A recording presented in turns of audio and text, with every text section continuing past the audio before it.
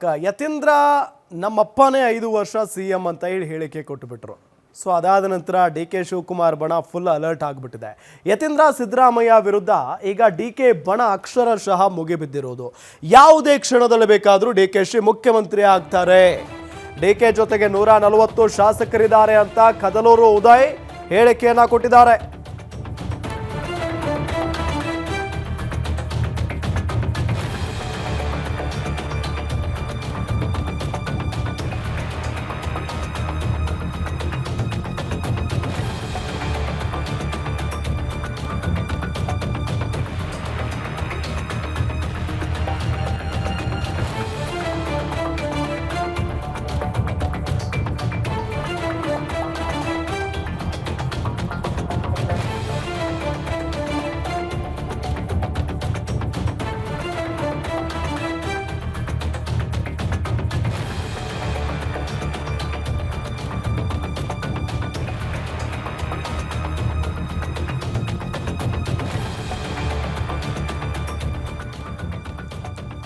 ನೋಡಿ, ಯತೀಂದ್ರ ಹೇಳಿಕೆಯ ಬೆನ್ನಲ್ಲೇ DK ಬಣ ಸಿಕ್ಕಾಪಟ್ಟೆ ಅಲರ್ಟ್ ಆದಂತೆ ಕಾಣಿಸ್ತಾ ಇದೆ.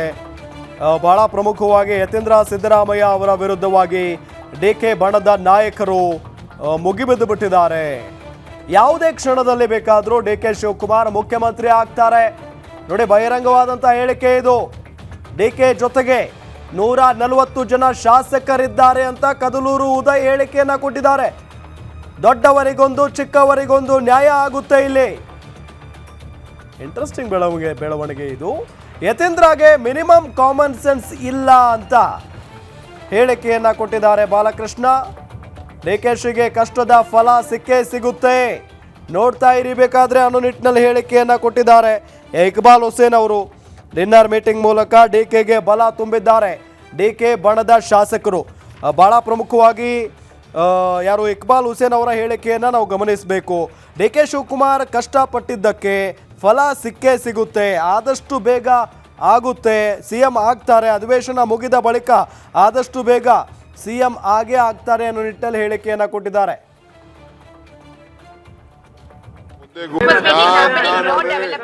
ನಾನು ಯಾವ ಬಲನೂ ಪ್ರದರ್ಶನ ಮಾಡೋದಿಲ್ಲ. ನನ್ಗೆ ಯಾರು ನನ್ನ ಹಿಂದೆ ಬರೋದು ಬೇಡ, ಅವಶ್ಯಕತೆ ಇಲ್ಲ. ನನ್ನ ಪರವಾಗಿ ಯಾರು ಮಾತಾಡೋದು ಬೇಡ.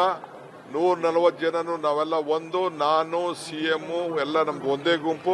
ನೀವು ಯಾವ ಗುಂಪಿಗೂ ನೀವು ಯಾವುದಕ್ಕೂ ಅವಕಾಶ ಮಾಡ್ಕೊಡಕ್ ಹೋಗ್ಬೇಡಿ, ಅವಶ್ಯಕತೆ ಇಲ್ಲ. ನಾನು ಯಾವ ಬಲನೂ ಪ್ರದರ್ಶನ ಮಾಡೋದಿಲ್ಲ. ನನ್ಗೆ ಯಾರು ನನ್ನ ಹಿಂದೆ ಬರೋದು ಬೇಡ, ಅವಶ್ಯಕತೆ ಇಲ್ಲ. ನನ್ನ ಪರವಾಗಿ ಯಾರು ಮಾತಾಡೋದು ಬೇಡ. 140 ಜನನು ನಾವೆಲ್ಲ ಒಂದು, ನಾನು CM ಎಲ್ಲ ನಮ್ದು ಒಂದೇ ಗುಂಪು. ನೀವು ಯಾವ ಗುಂಪಿಗೂ ನೀವು ಯಾವುದಕ್ಕೂ ಅವಕಾಶ ಮಾಡ್ಕೊಡಕ್ ಹೋಗ್ಬೇಡಿ, ಅವಶ್ಯಕತೆ ಇಲ್ಲ. ಬೇರೆ ಬೇರೆ ಕ್ಷೇತ್ರದಿಂದ ಬೇರೆ ಬೇರೆ ಶಾಸಕರೆಲ್ಲ ಬಂದಿದ್ದಾರೆ.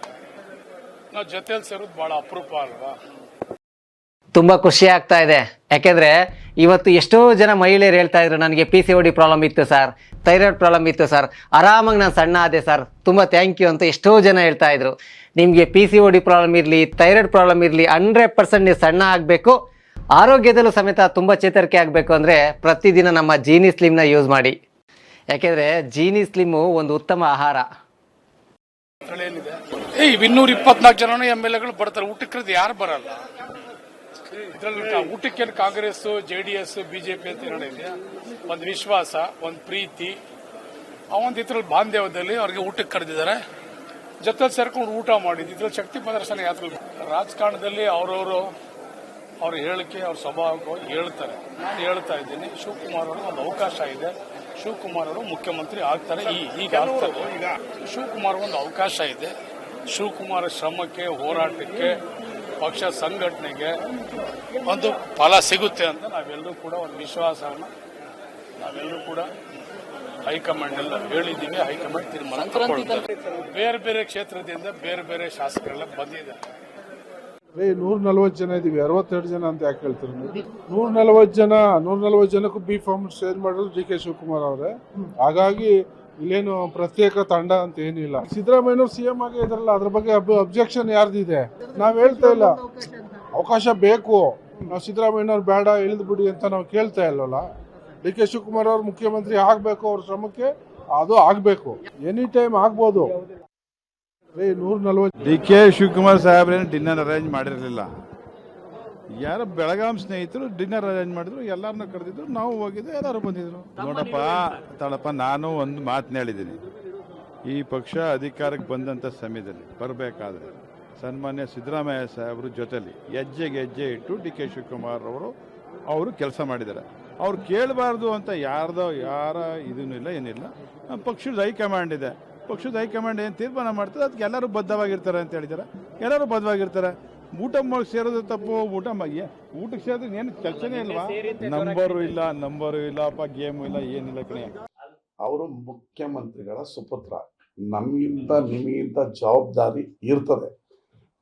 ಅವ್ರಿಗೊಂದು ಸೋದರನಾಗಿ ಮನಪೂರ್ವಕವಾಗಿ ಹೇಳಬಲ್ಲೆ, ಅಧಿಕಾರದಲ್ಲಿದ್ದವರು ಯಾವಾಗಲೂ ಶಾಂತ ಸ್ವಭಾವದಿಂದ ಹೋಗ್ಬೇಕು. ಇನ್ನೊಬ್ಬನ ರೊಚ್ಚಿಗೆ ಪದಗಳನ್ನು ಉಪಯೋಗಿಸಬಾರ್ದು. ಅದು ಯಾರಿಗೂ ಉಪಯೋಗ ಇಲ್ಲ ಅಂತ ಹೇಳಿ ಮತ್ತೆ ಮೌನಕ್ಕೆ ಜಾರ್ತಿದ್ದೆ. ಬೆಂಗಳೂರಲ್ಲಿ ಸೆಷನ್ ಇರ್ಬೇಕಾದ್ರೆ ನಮ್ಮ ಮನೆಯಲ್ಲಿ ನನ್ನ ಸ್ನೇಹಿತರು ಉತ್ತರ ಕರ್ನಾಟಕ MLAಗಳು ಅವ್ರಿಗೆ ಊಟ ಕರಿತೀನಿ. ಒಂದು ಗೆಸ್ಚರ್ ರೀ ಅದು. ಅವ್ರು ಅಲ್ಲಿಂದ ಬಂದಾಗ, ಈಗ ಬೆಳಗಾವಿ ನಮ್ಮ ಸವದತ್ತಿ MLA ಅವರು ಇವರನ್ನ ನಮ್ಮನ್ನು ಊಟಕ್ಕೆ ಕರೀತಾರೆ. ಹಂಗಂದಿದ ತಕ್ಷಣ ನಾಯಕತ್ವ ಬದಲಾವಣೆಗೆ ಊಟಕ್ಕೆ ಸೇರ್ಕೊಂಡಿದ್ದಲ್ಲ. ಹೈಕಮಾಂಡ್ ಅವ್ರು ಹೇಳಿದ ದಿವಸ ಬದಲಾಗುತ್ತೆ, ಹೈಕಮಾಂಡ್ ಅವ್ರು ಸೂಚಿತ ದಿವಸ ಆಗ್ತದೆ. ಅದು ಬಿಟ್ಟು ನಾನಾಗ್ಲಿ ಇನ್ನೊಬ್ರಾಗ್ಲಿ ಏನ್ ಮಾಡಿದ್ರು ಏನೋ ಆಗಲ್ಲ. ಅಲ್ಲ, ನಮ್ಗೆ ಓಪನ್ ಆಗಿ ಹೇಳಿದ್ರಲ್ಲ, ಯಾರು ಏನೋ ಇದ್ರ ಬಗ್ಗೆ ಮಾತಾಡಬಾರ್ದು ಅಂತ ಹೇಳಿದಾರೆ. ತಿರುಗಿ ಮಾತಾಡೋದು, ಈಗ ಮನೇಲಿ ತುಂಟು ಮಕ್ಕಳು ಇರ್ತಾರೆ, ಒಳ್ಳೆ ಮಕ್ಕಳು ಇರ್ತಾರೆ. ನಾನು ಒಳ್ಳೆ ಮಗ, ಅದಕ್ಕೆ ಮಾತಾಡಲ್ಲ. ಹೈಕಮಾಂಡ್ ಹೇಳಿದ್ನ ನಾನು ಫಾಲೋ ಮಾಡ್ಬೇಕಲ್ಲ. ಅವರು ಮುಖ್ಯಮಂತ್ರಿಗಳ ಸುಪುತ್ರ. ನನ್ನ ಒಂದು ಮನವಿ ಏನಂದ್ರೆ, ಯತೀಂದ್ರ ಅವ್ರಿಗೆ ದಯಮಾಡಿ ಅದು ಈಗ ನಮಗೆ ಪಕ್ಷಕ್ಕೆ ಮತ್ತು ಸರ್ಕಾರಕ್ಕೆ ಇರುಸುಮುರುಸಾಗ್ತದೆ. ದಯಮಾಡಿ ಯಾರು ಕೂಡ ನಾಯಕತ್ವದ ಪ್ರಶ್ನೆ ಎತ್ತದ ಬೇಡ ಅಂತೇಳಿ ನನ್ನ ಮನವಿ. ಇವೆಲ್ಲ ಮಿನಿಮಮ್ ಕಾಮನ್ ಸೆನ್ಸ್ ಇರಬೇಕು ಅಷ್ಟೇ. ಇದೇನು ಒತ್ತಾಯ ಮಾಡೋ ಕೆಲಸ ಅಲ್ಲ. ನೋಟಿಸ್ ಕೊಟ್ಬಿಟ್ಟು ಉತ್ತರ ಕೊಟ್ಬಿಟ್ರೆ ಎಲ್ಲ ಬಗೆಹರಿತದ? ಅದಲ್ಲ. ಸರ್ಕಾರಕ್ಕೆ ಇರುಸುಮುರುಸು ಆಗಬಾರ್ದು.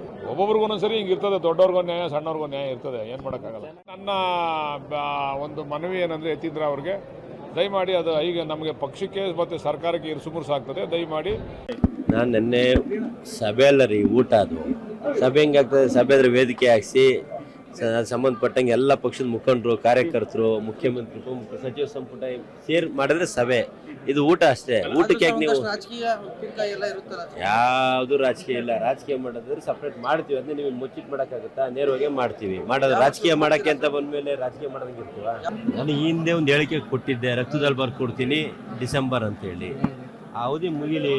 ರಕ್ತದಲ್ಲಿ ಬರ್ಕೊಟ್ಟಿದ್ದು ರಕ್ತ ಒಣಗಿದೆಯೋ, ರಕ್ತ ರೇಟಿಂಗ್ ಇದೆಯೋ ಇಲ್ಲ ಅನ್ನೋದನ್ನು ಜನವರಿ ಮಾತಾಡ್ತೀನಿ. MLAಗೆ CM ಮಾಡೋ ಓಟ್ ಇರುತ್ತೆ. ಯಾರು MLA ಮಾತಾಡಿದ್ರೆ ನೀವು ಕನ್ಸಿಡರ್ ಮಾಡಬೇಡ್ರಿ ಅಂತ ಹೇಳಿದೀನಿ. ಅಂತರಲ್ಲಿ MLC ಅವ್ರು ಮಾತಾಡಿದ್ರೆ ನೀವು ಕನ್ಸಿಡರ್ ಮಾಡ್ತೀರಾ ಅಂದ್ರೆ ಮಾಧ್ಯಮದಲ್ಲಿ ಏನು ಹೇಳೋಕ್ಕಾಗಲ್ಲ. ನಾನು ನಿನ್ನೆ ಸಭೆ ಅಲ್ಲ ರೀ, ಊಟ. ಅದು ಸಭೆ ಹೆಂಗಾಗ್ತದೆ? ಸಭೆ ಆದರೆ ವೇದಿಕೆ ಹಾಕಿಸಿ ಸಂಬಂಧಪಟ್ಟಂಗೆ ಎಲ್ಲ ಪಕ್ಷದ